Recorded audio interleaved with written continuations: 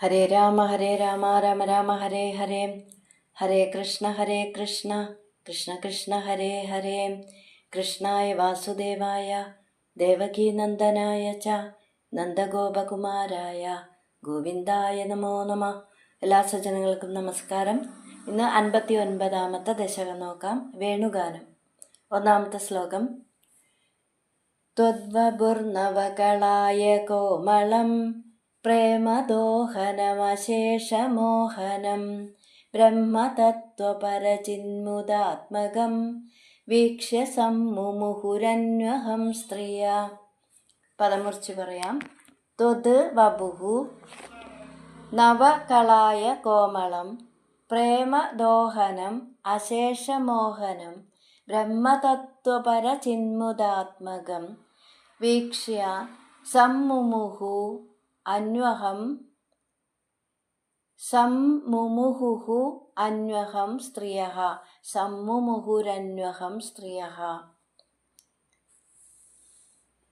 നവകളായ കോമളം, പുതിയ കായാമ്പൂ പോലെ മൃദുലവും, പ്രേമദോഹനം പ്രേമത്തെ വർദ്ധിപ്പിക്കുന്നതും, അശേഷമോഹനം എല്ലാവരെയും മോഹിപ്പിക്കുന്നതുമായിട്ടുള്ള ത്വത് വപുഹു അങ്ങയുടെ ആ തിരുവുടല് തത്വപരജിന്മുദാത്മകം സച്ചിദാനന്ദ സ്വരൂപമായ ബ്രഹ്മത്തെ അന്വഹം വീക്ഷ്യ പതിവായിട്ട് ദിനംപ്രതി എല്ലാ ദിവസവും വീക്ഷ്യ കണ്ടിട്ട് സ്ത്രീയ സമ്മുമുഹുഹു ഗോപസ്ത്രീകള് മോഹിതകളായി തീർന്നു. പുതിയ കായാമ്പു പോലെ മനോഹരവും പ്രേമത്തെ വർദ്ധിപ്പിക്കുന്നതും ലോകജനതയെ മയക്കുന്നതുമായിട്ടുള്ള തത്വപരചിന്മുദാത്മകം ബ്രഹ്മം അന്വഹം വീക്ഷ്യ സച്ചിദാനന്ദ സ്വരൂപമായ ആ പരബ്രഹ്മത്തെ പതിവായി കണ്ട് ആ ഗോപസ്ത്രീകള് ഭഗവാനിലെ അത്യധികം ആകൃഷ്ടരായി തീർന്നു. ഇനി രണ്ടാമത്തെ ശ്ലോകം. മന്മഥോന്മഥിതമാനസാക്രമാത്വദ്വിലോകന രഥാസ്തദസ്തദാ ഗോപികാസ്തവ നസേഹിരേ ഹരേ കാനനോ ഭഗതിമപ്യഹർമുഖേ. പദമുറിച്ച് പറയാം. മന്മഥ ഉന്മഥിത മാനസാഃ ക്രമാത് ത്വത് വിലോകന രഥാഃ തതഃ ഗോപികാഃ തവ ന സേഹിരേ ഹരേ കാനന ഉപഗതിം അപി അഹർമുഖേ. ഹരേ, അങ്ങയെ കാണുന്നവരുടെ മനസ്സിനെ വശീകരിക്കുന്ന ഹരേ ഭഗവാനെ, മന്മഥ ഉന്മഥിത മാനസാഹ കാമദേവൻ മനസ്സിനെ മഥനം ചെയ്യുക നിമിത്തം ഗോപികാഹ ഗോപസ്ത്രീകള് ക്രമാത് തതഃ ക്രമത്തില് പിന്നെ ത്വത് വിലോകന രഥാഹ അങ്ങയെ കാണുന്നതിലെ താല്പര്യം വർദ്ധിച്ചതുകൊണ്ട് അഹർമുഖേ എന്ന് പറയുമ്പോൾ രാവിലെ തവ കാനന ഉപഗതിം അങ്ങയുടെ കാട്ടിലേക്ക് പോകുന്ന ആ കാട്ടിലേക്കുള്ള പോക്കിനെ അഭി പോലും കാനനോപഗതിം അഭി അങ്ങയുടെ കാട്ടിലേക്കുള്ള പോക്കിനെ പോലും കാട്ടിലേക്ക് പോകുന്നത് പോലും നസേഹിരെ സഹിക്കാൻ കഴിഞ്ഞില്ല. അപ്പോൾ കാണുന്നവരുടെ എല്ലാം മനം കവരുന്ന ഭഗവാനെ മൽപ്പത്തൂര് പറയാണ്, ഗുരുവായൂരപ്പ കാമദേവനാൽ മനസ്സിനെ മഥനം ചെയ്യപ്പെട്ടതുകൊണ്ട് ഭഗവാൻ രാവിലെ കാട്ടിലേക്ക് പോകുന്നത് പോലും ഗോപസ്ത്രീകൾക്ക് അസഹ്യമായിരുന്നു. അപ്പോൾ ക്രമത്തിൽ ഭഗവാനെ കാണാനുള്ള ആഗ്രഹം വർദ്ധിച്ചു വരുന്നത് കൊണ്ട് കുറച്ചു നേരം പോലും ഭഗവാനെ കാണാതിരിക്കാൻ ഗോപസ്ത്രീകൾക്ക് കഴിയാതായി തുടങ്ങി. അടുത്തത് മൂന്നാമത്തെ ശ്ലോകം. നിർഗതേ ഭവതി ദത്തദൃഷ്ടയസ്ത്വദ്ഗതേന മനസാ മൃഗേക്ഷണാം വേണുനാദമുപകർണ്യ ദൂരതസ്ത്വദ്വിലാസകഥയാഭിരേമിരേ. പദമുറിച്ച് പറയാം. നിർഗതേ ഭവതി ദത്തദൃഷ്ടയഃ ത്വദ്ഗതേന മനസാ മൃഗേക്ഷണാः വേണുനാദമുപകർണ്യ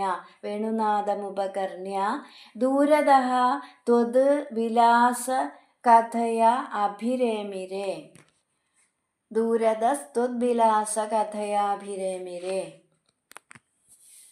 ഭവതി നിർഗതേ, അവിടുന്ന് പോകുമ്പോൾ മൃഗേക്ഷണാഹ ഗോപസ്ത്രീകള് ത്വദ്ഗതേന മനസ അങ്ങയിൽ പതിഞ്ഞ മനസ്സുമായിട്ട് ദത്തദൃഷ്ടയ നോക്കി നിൽക്കുകയും ദൂരതഃ വേണുനാദമുപകർണ്യ ദൂരെ നിന്ന് ഓടക്കുഴൽ വിളി ഉപകർണ്യ കേട്ടിട്ട് ത്വത് വിലാസ കഥയ അങ്ങയുടെ മനോഹര ലീലകളെക്കുറിച്ച് കഥയ പറഞ്ഞ് അഭിരേമിരെ രസിക്കുകയും പതിവായി. അപ്പോൾ രാവിലെ ഭഗവാൻ കാട്ടിലേക്ക് പോകുമ്പോൾ ദൂരെ എത്തുന്നത് വരെ, കൺമുമ്പിൽ നിന്ന് മറയുന്നത് വരെ ആ ഗോപികമാരെ ഭഗവാനിൽ തന്നെ മനസ്സിരുത്തിയിട്ട് അങ്ങനെ ആ ഭഗവാനെ തന്നെ നോക്കി നിൽക്കും. അപ്പോൾ വളരെ ദൂരെ നിന്നും ചെറുതായിട്ടെങ്കിലും വേണുനാദം കേൾക്കുമ്പോൾ അവർ അത് കേട്ടുകൊണ്ട് ആ കൃഷ്ണൻ്റെ രൂപലാവണ്യത്തെക്കുറിച്ചും ഗാനമാധുര്യത്തെക്കുറിച്ചും മനോഹരമായ ലീലകളെക്കുറിച്ചുമൊക്കെ അവരങ്ങനെ തമ്മിൽ പറഞ്ഞ് അവർ സന്തോഷിക്കും. ഇനി 4-ാമത്തെ ശ്ലോകം. കാനനാന്തമിതവാൻ ഭവാനപി സ്നിഗ്ധപാദപതലേ മനോരമേ വ്യത്യയാ കലിതപാദമാസ്ഥിത പ്രത്യപൂരയത വേണുനാളികാം. പദം മുറിച്ച് പറയാം. കാനനാന്തം ഇതവാൻ ഭവാൻ അഭി സ്നിഗ്ധ പാദപ തലേ മനോരമേ വ്യത്യയ കലിത പാദം ആസ്ഥിതഃ പ്രത്യപൂരയത വേണുനാളികാം. കാനനാന്തം ഇതവാൻ കാട്ടിലെത്തിയാൽ ഭവാൻ അഭി കാനനാന്തം ഇതവാൻ കാട്ടിലെത്തിയാൽ ഭവാൻ അഭി അവിടുന്നും മനോഹരമായ സ്നിഗ്ധ പാദപ തലേ തണൽമരച്ചുവട്ടിൽ വ്യത്യയ കലിതപാദം കാലുകൾ പിണച്ചു വെച്ച് നിന്നിട്ട് കലിതപാദം ആസ്ഥിത കാലുകൾ പിണച്ചു വെച്ച് നിന്നിട്ട് വേണുനാളികാം പ്രത്യപൂരയത ഓടക്കുഴൽ വിളിക്കുക പ്രത്യപൂരയത പതിവായി. അപ്പോൾ കൃഷ്ണൻ പോയി കഴിയുമ്പോൾ ഗോപികമാര് ആ വേണുനാദം എവിടെ നിന്നെങ്കിലൊക്കെ കേൾക്കുമ്പോൾ ദൂരെ നിന്ന് കേൾക്കുമ്പോൾ പോലും ആ ഭഗവാന്റെ ലീലകളെക്കുറിച്ച് അങ്ങനെ പറഞ്ഞ് സന്തോഷിക്കും. ആ സമയത്ത് കണ്ണനാണെങ്കിൽ കാട്ടിലെത്തിക്കഴിഞ്ഞാൽ ഏതെങ്കിലുമൊക്കെ ഒരു തണൽ മരത്തിൻ്റെ ചുവട്ടിലിരുന്നിട്ട് പതിവായിട്ട് കാലുകളങ്ങനെ പിണച്ചു വെച്ച് നിന്നിട്ട് മനോഹരമായിട്ട് ഓടക്കുഴൽ വിളിക്കും. ഇനി 5-ാമത്തെ ശ്ലോകം. മാരബാണധുതഖേചരീകുലം നിർവികാര പശുപക്ഷിമണ്ഡലം ദ്രാവണം ച ദൃശതാമഭിപ്രഭോ താവകം വ്യജനി വേണുകൂജിതം. പദമുറിച്ച് പറയാം. മാരബാണധുതഖേചരീകുലം നിർവികാര പശുപക്ഷിമണ്ഡലം ദ്രാവണം ച ദൃശതാം അഭി പ്രഭോ താവകം വ്യജനി വേണുകൂജിതം. പ്രഭോ സർവശക്തനായ ഭഗവാനെ, താവകം വേണുകൂജിതം അങ്ങയുടെ ആ ഓടക്കുഴൽ വിളി മാരബാണധുത ഖേചരീകുലം ദേവസ്ത്രീകളെപ്പോലും കാമബാണങ്ങളെ കൊണ്ട് വിറപ്പിക്കുന്നതും നിർവികാര പശുപക്ഷി മണ്ഡലം മൃഗങ്ങളെയും പക്ഷികളെയും അനങ്ങാതെ നിർത്തുന്നതും ദൃശതാം അഭി ദ്രാവണം ച വ്യജനി ദൃശതാം അഭി കല്ലുകളെപ്പോലും ദ്രാവണം ച വ്യജനി അലിയിക്കുന്നതും ആയിരുന്നു.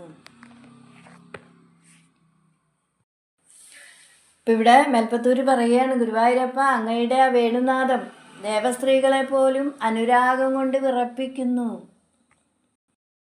ഭഗവാനെ കാണുകയും മനോഹരമായ വേണുഗാനം കേൾക്കുകയും ചെയ്യുമ്പോൾ വിമാനത്തിൽ സഞ്ചരിക്കുന്ന ദേവസ്ത്രീകൾ ഭർത്താവ് കൂടെ ഉണ്ടെങ്കിലും മദനാവിഷ്ടകളായിട്ട് സ്വയം മറന്നതുകൊണ്ട് തലമുടിക്കെട്ടുകൾ അഴിയുന്നതും അതിലെ പുഷ്പങ്ങൾ ഊർന്നു വീഴുന്നതും എന്തിനധികം വസ്ത്രം അഴിഞ്ഞതുപോലും അവർ അറിഞ്ഞില്ല എന്നാണ്.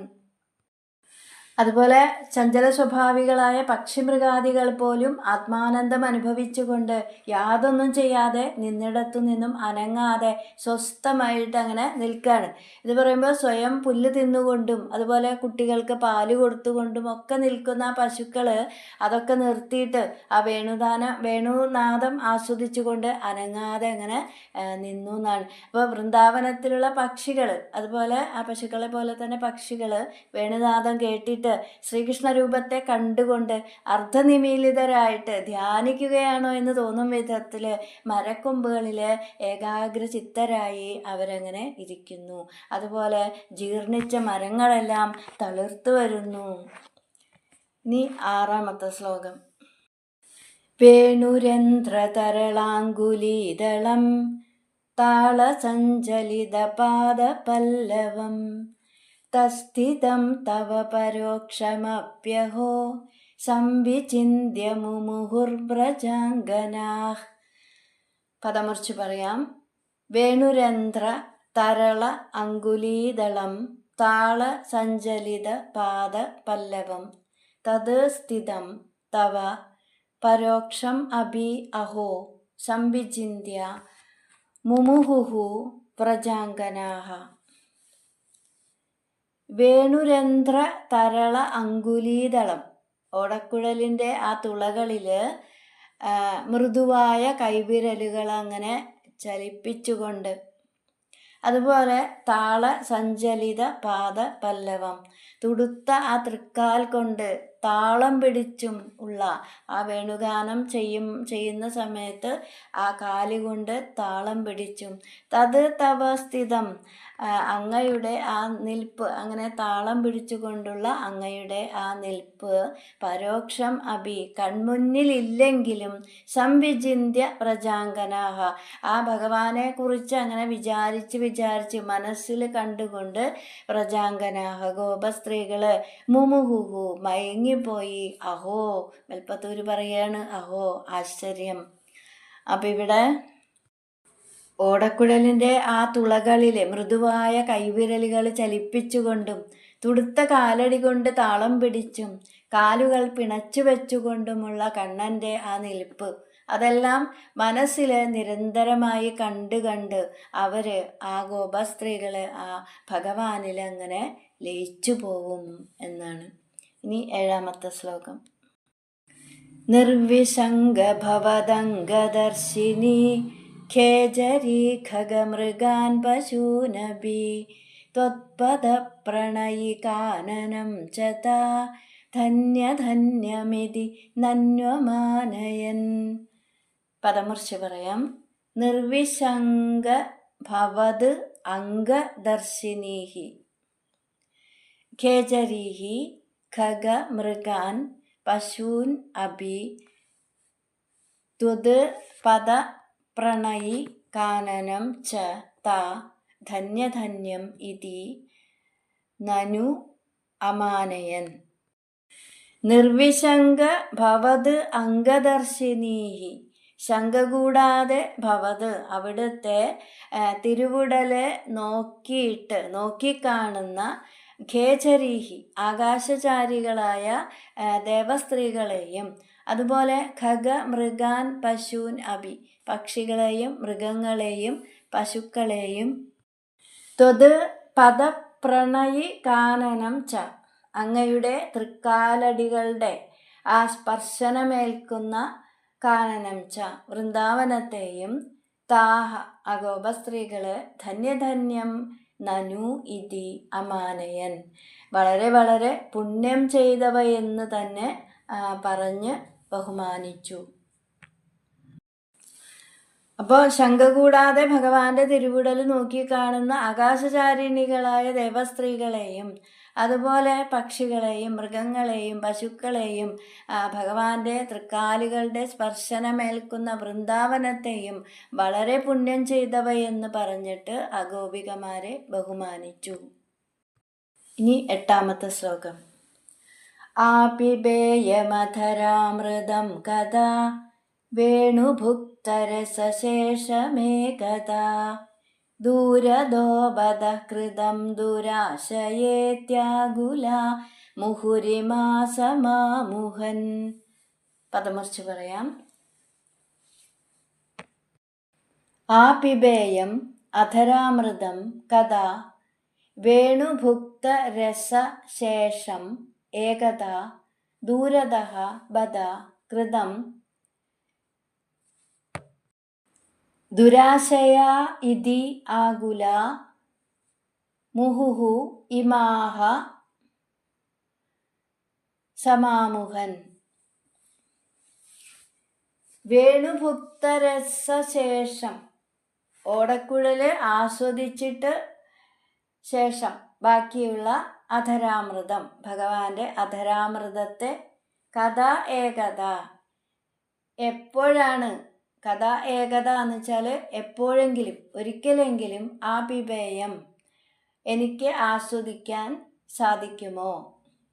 അതുപോലെ ദൂരദഃ ബദ, അക്കാര്യം അകലെയാണ്, ബദ കഷ്ടം, ദുരാശയാകൃതം ദുരാഗ്രഹം നിഷ്ഫലമാണ്, ഇതി ഇമാഹ ആകുലാഹ എന്നിങ്ങനെ വിചാരിച്ച് ആകുലാഹ ആകുലരായിട്ട് ആകുലപ്പെട്ടിട്ട് മുഹുഹു സമാമുഹൻ, ആ ഗോപസ്ത്രീകൾ പ്രേമപാരവശ്യത്താൽ മുഹുഹു വീണ്ടും വീണ്ടും സമാമുഹൻ വല്ലാതെ സങ്കടപ്പെട്ടു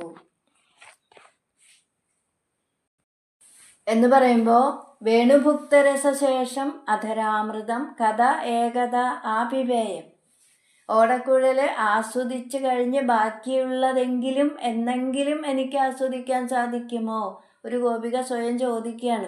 അപ്പോൾ ഓടക്കുഴല് വിളിച്ച് വിളിച്ച് ഭഗവാനിപ്പോൾ അധരത്തിലുള്ള അമൃത് മുഴുവൻ വേണുവിന് പകർന്ന് കൊടുത്തുകൊണ്ടിരിക്കുകയാണ്. അപ്പോൾ വേണുവിന് കൊടുത്ത് കുറച്ചെങ്കിലും അതിൽ ബാക്കി ഉണ്ടാകുമോ, അതിൽ നിന്ന് കുറച്ച് എന്നെങ്കിലും എനിക്ക് ആസ്വദിക്കാൻ സാധിക്കുമോ.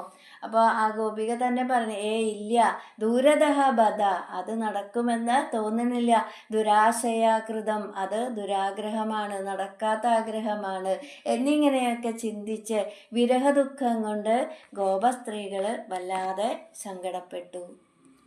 ഇനി 9ാമത്തെ ശ്ലോകം.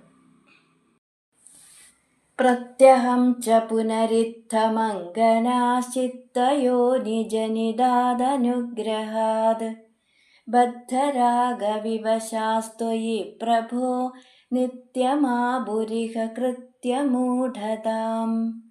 പദമുറിച്ച് പറയാം. പ്രത്യഹം ച പുനഃ ഇത്തം അങ്കനാഃ ചിത്തയോനി ജനിതാത് അനുഗ്രഹാത് ബദ്ധരാഗവിവശാഃ ത്വയി പ്രഭോ നിത്യം ആബുഃ ഇഹ കൃത്യമൂഢതാം. പ്രഭോ ഗുരുവായൂരപ്പ, അങ്കനാഃ ഗോപസ്ത്രീകള് പുനഃ വീണ്ടും പ്രത്യഹം അഹനി പ്രത്യഹം ഓരോ ദിവസവും ഇത്തം ചിത്തയോനി ജനിതാത് ഇങ്ങനെ കാമദേവൻ നൽകിയ അനുഗ്രഹത്താൽ ത്വയി ബദ്ധരാഗവിവശാഃ അങ്ങയുടെ പേരിൽ പ്രേമം വർദ്ധിച്ചതുകൊണ്ട് നിത്യം ഇഹ ഏത് സമയത്തും ഇഹ ഇവിടെ, നിത്യം എല്ലായ്പ്പോഴും എല്ലാ സമയത്തും ഇഹ ഇവിടെ കൃത്യമൂഢതാം എന്തു ചെയ്യണം എന്നറിയാതെ ആബുഹൂച്ച അങ്ങനെ ഒരു നിലയിൽ എത്തിച്ചേരുകയും ചെയ്തു. അങ്ങനെ ഒരു മാനസികാവസ്ഥയിൽ അവരെ എത്തിച്ചേരുകയും ചെയ്തു എന്ന് പറയുമ്പോൾ ഗോപസ്ത്രീകൾ പിന്നീട് ഓരോ ദിവസവും ചിത്തയോനി ജനിതാത് അനുഗ്രഹാത് കാമദേവൻ നൽകിയ അനുഗ്രഹം കൊണ്ട് എന്ന് പറയുമ്പോൾ ഭഗവാനിൽ കാമം വർദ്ധിക്കുന്നത് കാമദേവന്റെ അനുഗ്രഹമാണ്. ഭഗവാനിലല്ലാതെ വേറെ ആരിലെങ്കിലും കാമമുണ്ടായാൽ അത് സംസാര ബന്ധത്തിന് കാരണമാകും. അതുകൊണ്ട് അത് ദ്രോഹമാണ്.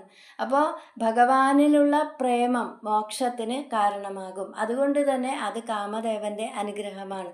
അപ്പോൾ ഇവിടെ ഭഗവാനിൽ അത്യധികമായ അനുരാഗമുണ്ടായതുകൊണ്ട് ഗോപികമാരെ വിരഹദുഃഖത്തിൻ്റെ ആധിക്യം കൊണ്ട് എന്ത് ചെയ്യണമെന്നറിയാതെ ആകെ പരവശരായി ഇരിക്കുകയാണ് ഇവിടെ.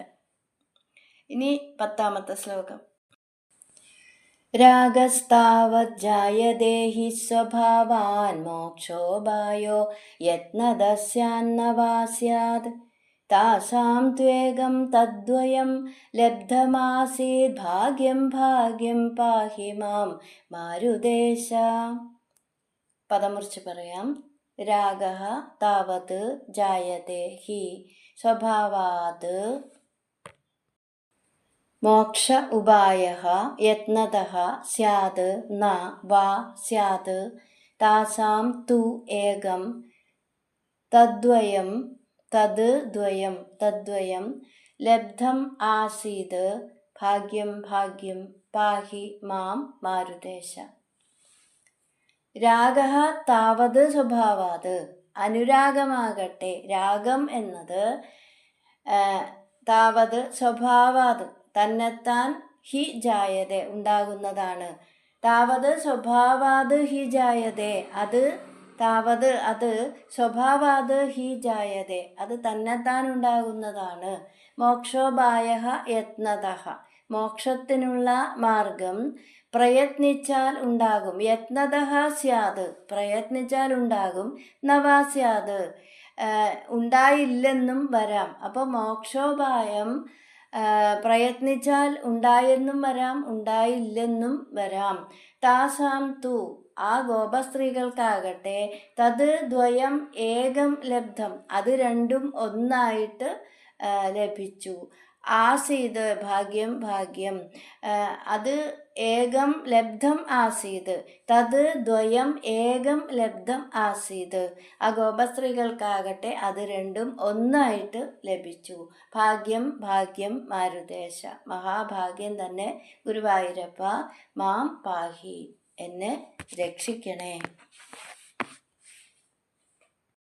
ഇപ്പം ഇവിടെ ഭക്തി എന്നത് കേട്ട് മനസ്സിലാക്കാനോ പറഞ്ഞു മനസ്സിലാക്കാനോ സാധിക്കുന്നതല്ല, അത് സ്വയം ഉണ്ടാകുന്നതാണ്. ഭഗവത് ഭക്തി എന്നത് ഭഗവാനോടുള്ള ഇഷ്ടം, സ്നേഹം, ഇതൊക്കെ തന്നെയാണ്. ഭഗവാനിൽ ഭക്തി വർദ്ധിക്കണമെങ്കിൽ ഭഗവാന്റെ അനുഗ്രഹം തന്നെ വേണം. രാഗഃ സ്വഭാവാത് ജായതേ ഹി, അനുരാഗം ഉള്ളിൽ നിന്നും ഉണ്ടാകുന്നതാണ്. അത് ഭഗവാനോടുള്ള തീവ്രമായ അനുരാഗമാണെങ്കിൽ മഹാഭാഗ്യം. അതുപോലെ മോക്ഷോപായഃ യത്നതഃ സ്യാത് നവാ സ്യാത്, മോക്ഷം എന്നത് പ്രയത്നം കൊണ്ട് കിട്ടാം, കിട്ടാതിരിക്കാം. എന്നാൽ ഭക്തി മുക്തിയിലേക്ക് വഴിയൊരുക്കും. ഭക്തിയിലൂടെ ജ്ഞാനമുണ്ടാകുന്നു, തദ്വാര വൈരാഗ്യവും. അപ്പോൾ ഇവിടെ ഗോപികമാർക്ക് സ്വാഭാവികമായിട്ടുണ്ടായ പ്രേമം ഭഗവത് പ്രേമമായതുകൊണ്ട് ആ പ്രേമം മോക്ഷത്തിന് കാരണമായി. താസാം തു തത് ദ്വയം ഏകം ലബ്ധം, ഗോപികമാർക്ക് അത് രണ്ടും ഒന്നായിട്ട് ലഭിച്ചു. അത് അവരുടെ മഹാഭാഗ്യം. അപ്പം ഇവിടെ മേൽപ്പത്തൂര് ഗോപികമാർക്ക് സ്വാഭാവികമായിട്ട് കിട്ടിയ ആ ഭഗവത് പ്രേമം പോലെ തന്നെ എനിക്ക് സ്വാഭാവികമായിട്ട് കിട്ടിയ ഈ വാതരോഗം എൻ്റെ മോക്ഷത്തിന് കാരണമാകണേ എന്ന് പ്രാർത്ഥിക്കുകയാണോ എന്ന് തോന്നും വിധത്തിൽ മാരുദേശ മാം പാഹി, ഗുരുവായൂരപ്പ എന്നെ രക്ഷിക്കണേ എന്ന മേൽപ്പത്തൂരിൻ്റെ പ്രാർത്ഥനയോട് കൂടിയിട്ട് 59ാം ദശകം ഭഗവാന് സമർപ്പിക്കുന്നു. ഹരേ കൃഷ്ണ.